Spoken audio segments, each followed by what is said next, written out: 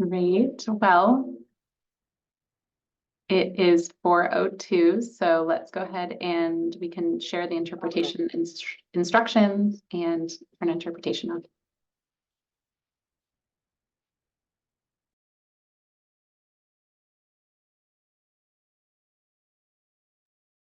Muy buenas tardes a todos, bienvenidos a su reunión. Queremos recordarles que ya tenemos la interpretación al español encendida. Si ustedes desean escuchar la reunión en español e ingresaron con una computadora, van a ver el icono de un mundo en la parte de abajo de su pantalla.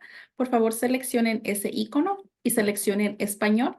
También les invitamos a seleccionar silenciar el audio original para que nada más escuchen una voz.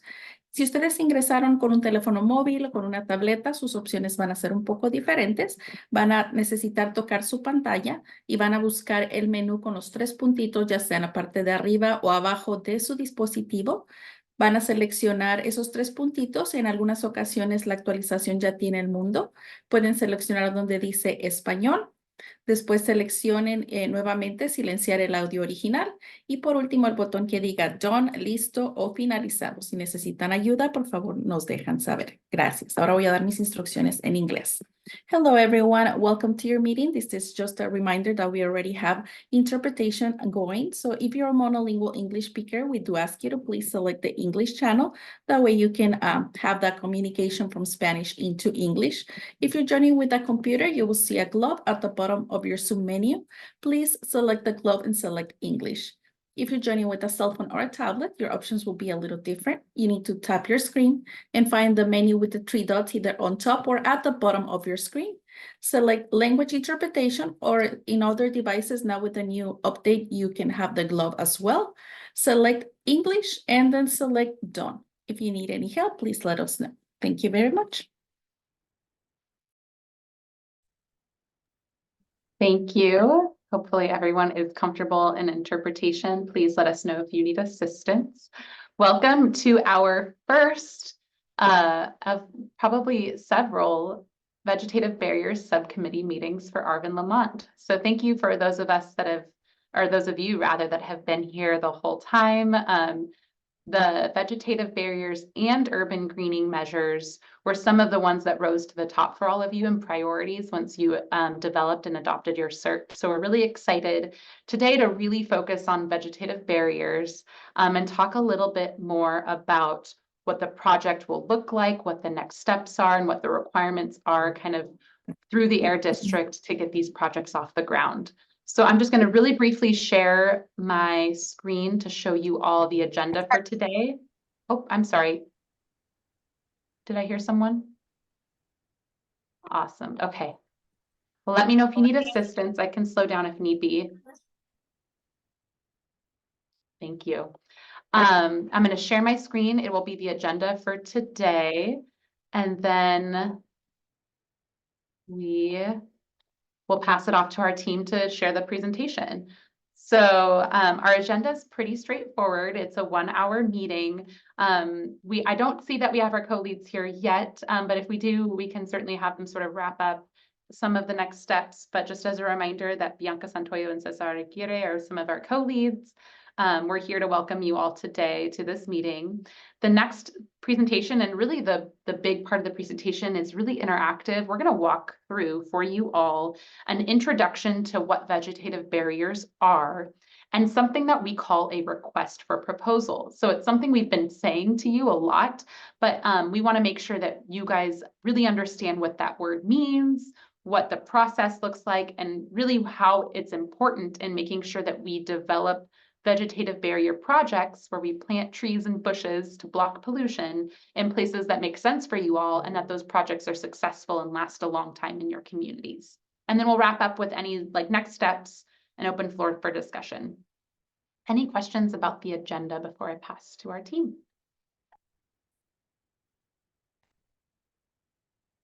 All right. I don't see any, but feel free to stop us at any time. What I'll do is I'm going to pass to our vegetative barriers sort of incentives team. I'm not sure, Angela, if it's you or Catherine that I'm passing to. I'm going to present, Jessica. So. David.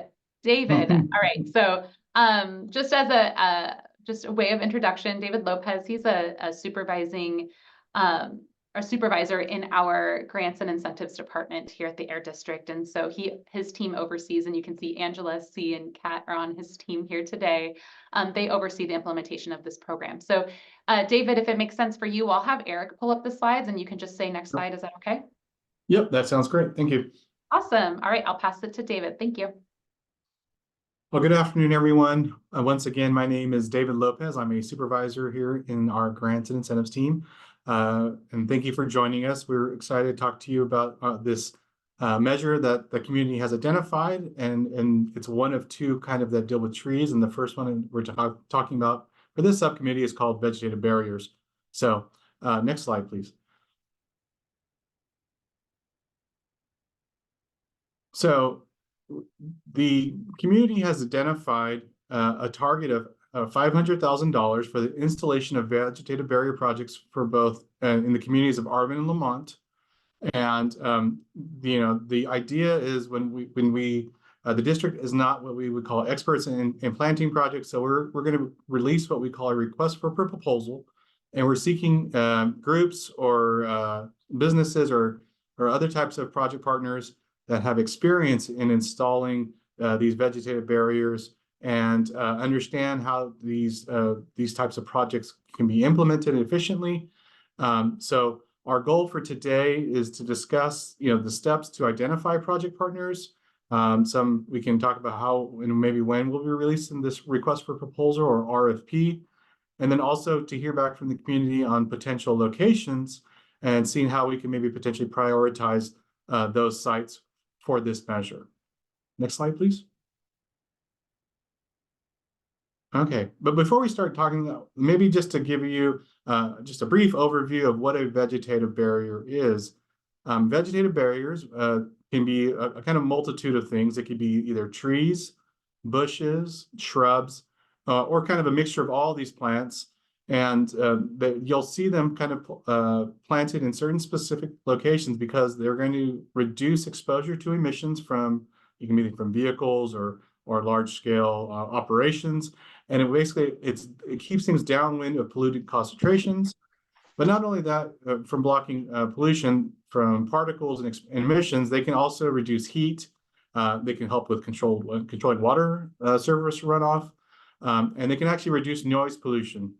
A lot of places where you'll see vegetative barriers and where they make sense are near freeways or major roads, local rail routes, agricultural operations, and other areas where some natural barriers are needed to limit exposure from an outside source. So, next slide, please. Here are some examples. As you can see here in these pictures, vegetative barriers are basically like a natural wall. You have a grouping or a strip of trees or bushes or shrubs that are going to act like as a natural barrier or wall. Here in these pictures, it's highways. It can be parking lots, somewhere where there might be a large concentration of pollution coming from vehicles or operations. So they typically kind of make these natural walls, and they're not porous or open. So you want to make sure that they're kind of bunched together, so things don't slide through due to openness. It's going to be very kind of tacked and tight in there, and they're going to do a great job of reducing things naturally. So, next slide, please. So during this RFP, in this application process, we're looking for different types for applicants to implement these projects. So who might be applying? It could be a tree planting organization. Say if there's something local, there's maybe a nonprofit that does it. It could be a business in the area that has land or sites there, and they want to put trees up to reduce exposure to the community. It could be schools. Maybe they want to place trees around their perimeter of the school. And then, or, maybe even public agencies that have maybe sites that could benefit the community. So it could be a variety of groups who could apply. Now, how do these applicants apply? We will release what we call the request for proposals. We'll have it open for about typically around 45 days. There'll be an application packet for them to fill out. We'll ask for maybe some details on their project. and then they'll submit it to the district for review. So once it gets to the district will review the application and to make sure it's thorough and meets eligible criteria for the project. And then we will work with the CSC to discuss the applicant that we received and their project, and to showing where these locations will be, and work with the group in determining who may be this selected awardee. So next slide, please. So just some general requirements for this applications. Well, the projects must be located within the boundaries of the Arvin Lamont communities. An applicant could be, as we have a variety of things, it could be a joint powers authority, special districts such as like water boards or other districts. Nonprofit groups can apply. It could be a tribal government, public agency, or just an entity that is looking to do work in their area. We do ask that if they have any additional funding sources, maybe they got a grant from another grant applicant from a different agency, that they just let us know so we can understand how large their project would be. Additional funding sources aren't required, but it does make it obviously a great opportunity to expand on something that might be already happening or beginning to start work on.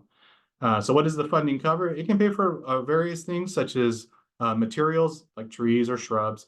It can pay for the labor to install the plants, continue contracted services, especially specialty services that might be needed.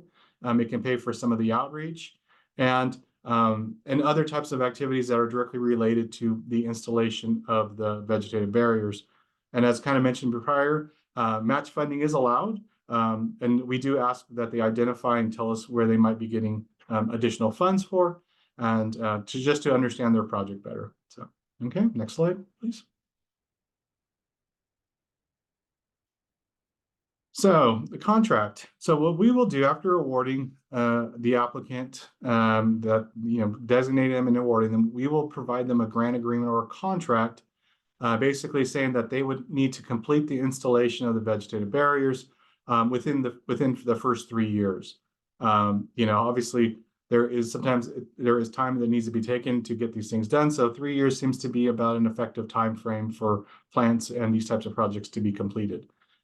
With that, the applicant is agreeing to maintain the project and maintain the shrubs and trees and other barriers, and make the project available for inspection to make sure everything is going well, even after those first 3 years. And the applicant will commit to a project for a minimum of 10 years. So they are going to be committing to maintaining them, letting us know if there's any issues, reporting back to us, and being good stewards of the project, keeping an open dialogue with the district. So next slide, please. Okay, so this is just kind of a general overview of how a request for proposal, solicitation, or RFP is done. The district will release the RFP. Like I said, typically it's up in around 45 days or so. After about the first 2 weeks, we'll have an applicant informational meeting. That's at the time where an applicant we'll do a presentation over the RFP and answer any questions that a potential applicant might have and that they want to kind of get better clarification on from. After that, the solicitation would close. And then we give ourselves a little bit of time to review and discuss and make final selections and do any necessary work, get any additional feedback, and to complete our review before awarding any grants. Okay, some suggested vegetative barrier locations that we've received from the CSE. The district has a mapping tool. The link is on the bottom for the My Social Pinpoint. And we're always looking for any new feedback, and we'll continue to monitor that for previous suggestions and, of course, any new ones. So if you're interested, or if anyone in the community is interested, there's the ability to add additional sites. You just add a green dot and drop that location onto the map and let us know that you are looking for a vegetative barrier here. And you can share any information you want to provide. And then if you please could add your name, if you want to include your email address or anything like that. You could always just add the general AB617 email if you do not have one, but it just kind of lets us understand who's interested, and we want to make sure we've heard your comment and your potential location. Yes, and I think we can absolutely drop the link in the chat. So. There you go. Thank you, Jessica. All right, next slide. So just in general, here's my contact information. I'm always available if you need to ask any questions about this grant. Here's my title. My phone number is 559-230-6144. My email's pretty easy. It's my name. Just put a period in between my first and last name. And it's at valier.org. And I'll be happy to answer any questions you may have. And you can just, you can always ask me or my team. If not, you can always follow up with Jessica and her group, and they'll provide that information to us. So I think that's it. Or is there any questions? I can't remember what the last slide is. So great. Thank you, Eric. Sure. Okay, Sandra, you had a question. Yes, thank you. I just wanted to ask really briefly, I don't know if it was mentioned or if I missed it, but is the goal to just have one awardee be given the funds, or can the funds be split between multiple folks who apply? Great question. We don't have a limit on the amount of awardees we are looking for. However, it depends on the communities. It's sometimes, obviously, Arvin, Lamont are kind of different areas, even just having a little bit of separation. But ideally, you may want just one awardee, but there is not a limit on the number of awardees that the district may fund. So. This is Jessica. I will just say, to help maybe alleviate some of the concern, though, that maybe say one awardee is the only one, or maybe one entity is the only one who applies. Something we're going to make sure we very carefully manage and discuss with you all before awarding is looking at all of those locations and making sure there is distribution among the whole boundary based on the feedback we heard. We are not intending on giving just one award to someone that's just going to plant trees in one part of the community or the other. So we will just make sure that that is distributed as evenly as possible given the types of projects that want to occur.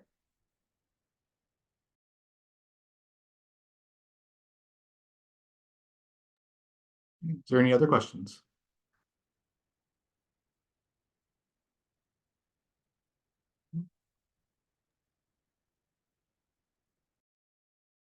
I have a question.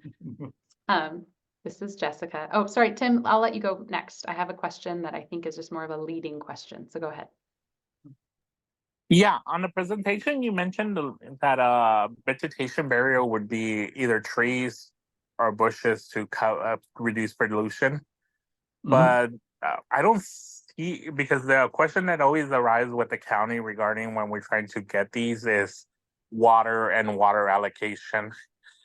And one of the suggestions that I came up with is it doesn't have to be a full barrier, but couldn't it be like a I forget what they're called. Those popular plants that the popular plants that everybody has nowadays that are basically drought resistant, but they also pull carbon. Succulent? Yes, they always get stuck in my word when I try. But a wall made out of those, wouldn't that be also feasible as a barrier? It depends, just some general information. When developing the vegetative barriers RFP, and we utilize something from the EPA that they've kind of a document that they've developed, kind of guidelines, or not necessarily guidelines, but general support information on terms of what makes for an effective vegetative barrier. Typically, they're taller. There's a lot of leaves on them, so they really do kind of start to make that natural barrier. And I'm not sure about succulent. I think it's something that's drought resistant and all that, and is something we do look at. Is we don't want something that's going to be taking up a lot of water, but it just depends on the type of characteristic of the succulent. If it's tall enough, can it make that kind of natural barrier? We can look at it. But typically, kind of going off what the EPA has provided as kind of guidance for vegetative barriers, it tends to be something that has a little bit more leaves, or maybe something that's very piney, like a cypress that you might see up and down here in the San Joaquin Valley. So succulents is a possibility. I'm not sure if I know any of those that kind of meet those typical characteristics, but something we can look at if there is something. Because I and some of the residents of Lamont have mentioned before that one of the sections that we would want to see, it would be right there on 184, where there's an almond orchard, and it would hit the north side of Lamont. when they shake the trees to harvest the almonds. But Okay. here's the issue, either the farmer builds it, which I don't think he's gonna want to, or he gives us land, because there is the Caltrans right away, which they're very picky on giving grants, giving permission and permits to plant or build stuff near their freeways or highways. Okay. And then when we bring up the water issue, because that's one of the things the county has mentioned, that if it's going to be built on county land or built near any county properties, they're not in the business of providing water. Yeah, and thank you for the comment. I think that is useful, and that's kind of one of the discussion points that we're trying to have with the subcommittee. Trying to learn, and some things that we typically ask for in RFP is that we're looking for applicants when they apply that they've kind of have those established relationships with either with businesses or other public agencies, or they've already identified as part of their application, like, hey, we've already kind of reached out and talked to these places that, if it's a private property, or if it's a business, or if it's public agency property or something like that, that we've already kind of done this initial legwork, and we've already had these discussions, and we've been working with them. That's kind of what we also want to see in their application, because it kind of shows us that that this applicant group or this applicant person has already kind of done some of that initial legwork, because even though they have 3 years to implement this, 3 years kind of goes by pretty quickly. So we want to make sure that the applicant has kind of done those initial, at least they don't have to have, say, full scale commitments and letters or contracts with anybody, but they've gone out, they've found sites that they know that they already have a working, developed relationship with the landowner, and if it's private property or something like that, and that they can find ways to plant those trees there, because yes, site locations can be difficult, and we have seen that in the past with there's might be some great locations, but there might be difficulty getting the rights and the permission to plant on those sites. Sandra, do you have a question? Another question? Yes, thank you. And thank you for dropping the link in the chat. I actually opened up the link and I was trying to put in suggestions, but I couldn't figure out how to. So I'm just going to say them verbally. But some site suggestions from folks in Fuller Acres have been the almond trees behind Fuller Acres. So this would be like at the end of Fuller Drive. It would be kind of those almond trees in the back that folks have raised the suggestions to have vegetative barriers there. And then also the empty lot across the street from the refinery to kind of act like a mitigation measure from the refinery, so it wouldn't the contamination wouldn't hit the community. So those are the two sites. And if that's confusing, I can also follow up with like very specifics. So y'all can also have it on your map. Thank you. Yeah, if you want to try to put it on the social pinpoint, and if you still continue to have issues, or you just want to make sure I got the clarification, please feel free to email me. I'll take screenshots of maps and all that stuff. We love to have it. It's always very helpful. And if there's some suggestions from the community that seems consistent across the board for like that area, one of the things that we do and we put into the RFP is suggested locations. Hey, we let the applicants who are interested in applying to know that the CSC members have provided these sites as considered very important. So we don't require that they do it typically, because it just, but we do say like, hey, these are some great locations that the community are really hoping to do. So, if it's a competitive RFP, which it is, we may look at the applicant's ability to try to develop those sites as a potential positive. So, but yeah, Sandra, if you want to, like, so you can try through the social pinpoint website, or you can always just email me directly, and we'll happily take your information about the sites and put them onto the webpage as well. So.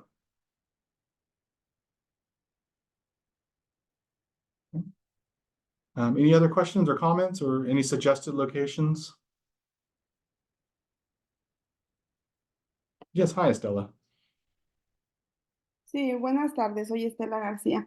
Yo solo tengo un comentario. Yo sé que cualquier proyecto That any project will bring a lot of issues to be able to reach it.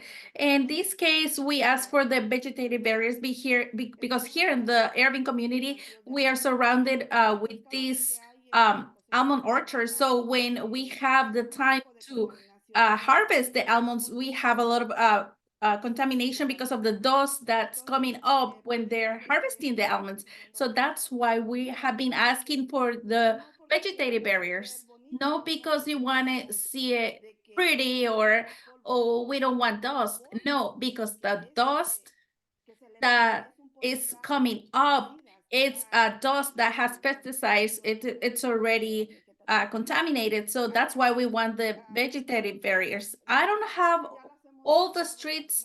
I think we have given them to you in other meetings, but the one that we ask the most is the one in Comanche because we have those almond trees, and then on the other side we have the community. So I think that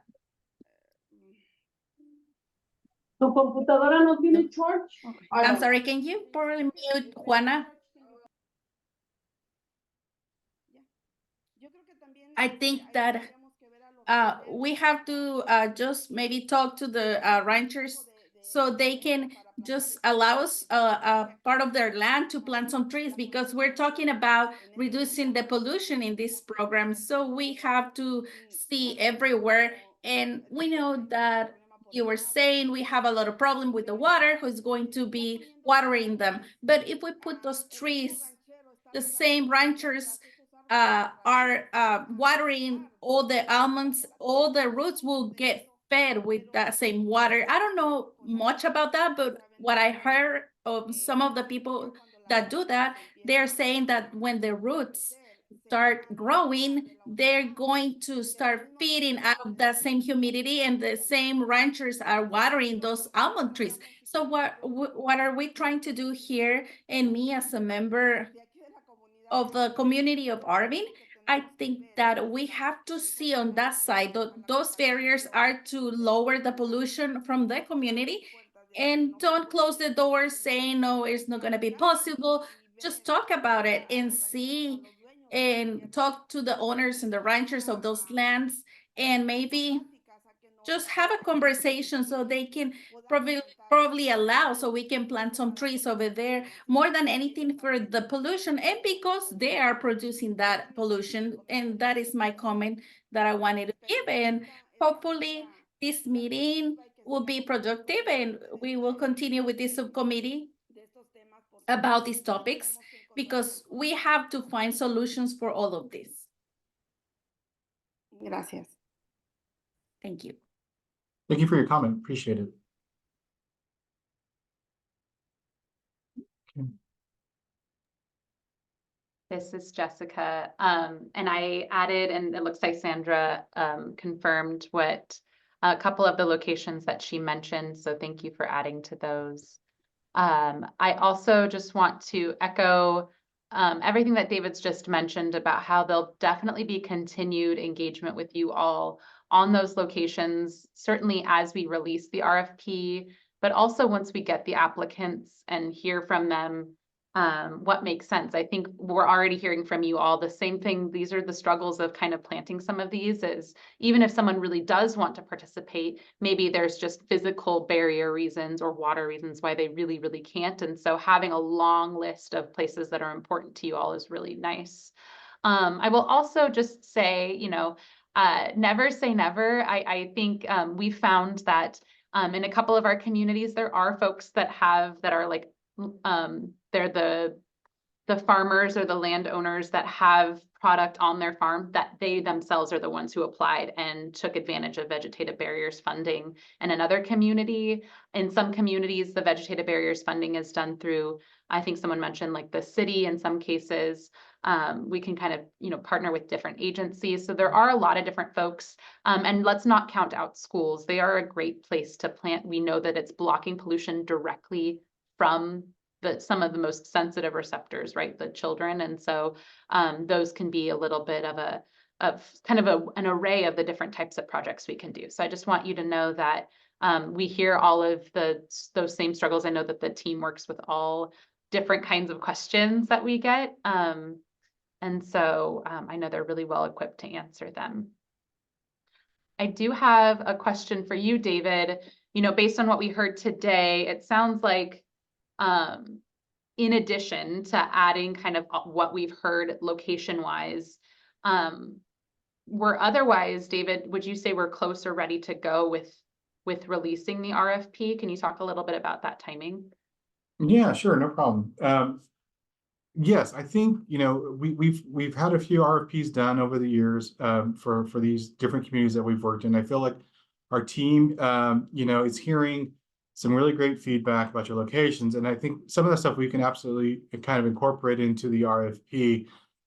You know, one of the things I've heard on multiple occasions here is the impacts from orchards, which I think is maybe a little bit different than some of the other communities where maybe it's more urban and they don't have that same situation. So I think, and one of my thoughts already is to incorporate some language into the RFP, kind of highlighting some of these location concerns, and kind of, and also the processing plant that I think Sandra was mentioning. So, you know, we can absolutely include make those updates fairly quickly. But yeah, I think, you know, hearing back this feedback, looking at over the locations where we're going, to potentially be going that you want, I think we could absolutely start working on getting that draft RFP done fairly quickly. It's you know, and then maybe in the next, I'll let Jessica pick her time frame, because I don't want to step on the CSE's schedules. But I think we could absolutely have a draft RFP for the next subcommittee meeting and present it to the group and hear and kind of show you a little bit more of the details and the things that we typically ask for, and kind of how we also score and evaluate one of our applicants, and show them the kind of things that we look at, but also give the CSE members and the subcommittee members the opportunity to give us feedback on the RFP and you know, ask us.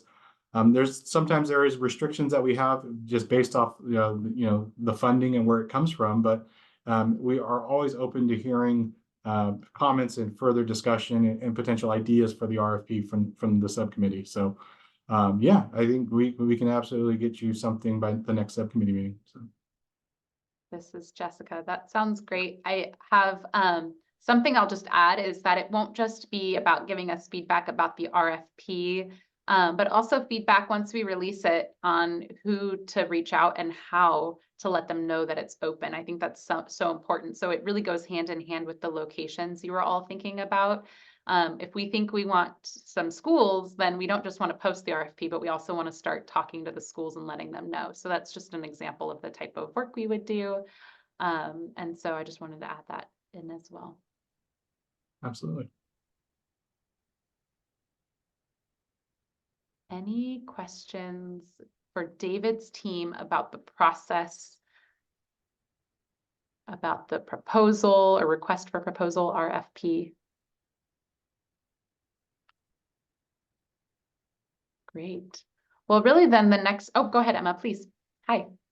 Hi, sorry about that. So just to clarify and confirm, so right now the RFP is going to be developed. You're seeking guidance or feedback on the RFP. Once that's completed, can you share, is the Air District going to reach out directly to the landowners or to the farmers based on the community's recommendations for locations, or did you all need help with connecting to the landowners? This is Jessica. That's such a great question. That's kind of what I was alluding to, but I think you're asking it more directly, which I love. Both. We'll start reaching out, but we would also love to use you all, especially those that have really deep connections, whether it's to a school, to a landowner, farmer, to some of the others. We can sort of use this group as a way to sort of gather who, maybe each one of us gets a little assignment on who we're going to do some outreach to. And do some of that work. We definitely will take on the bulk of it, but if there's maybe a chance like, hey, we're not getting feedback from this person, or we actually don't know the right person to talk to here, you all might know better. So yeah, that's definitely what we would do. Okay, thank you. And kind of just building off with, or going off what Jessica was just saying, if you know of anybody, especially any sites or businesses you work with, on your own time, and you want to send them my email or give them my phone number, please do go ahead. We're always happy to, or you can just give me their information and our team will reach out and contact them and give them an update and explain to them the program and how it works and everything. And we're always happy to do that. So.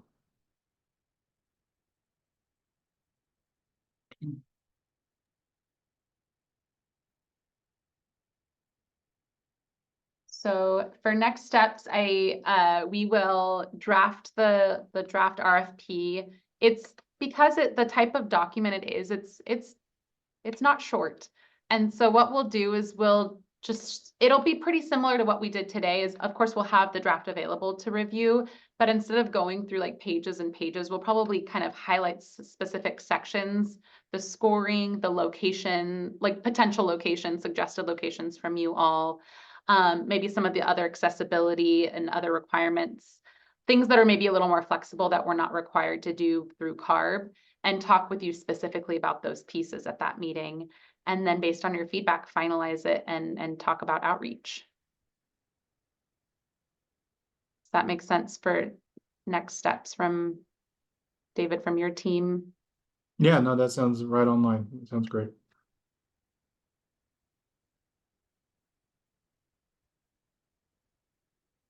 Awesome.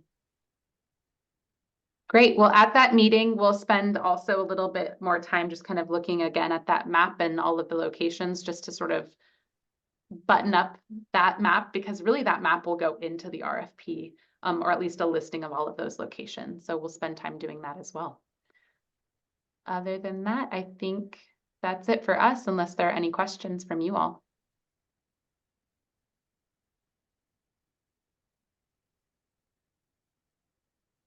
Great.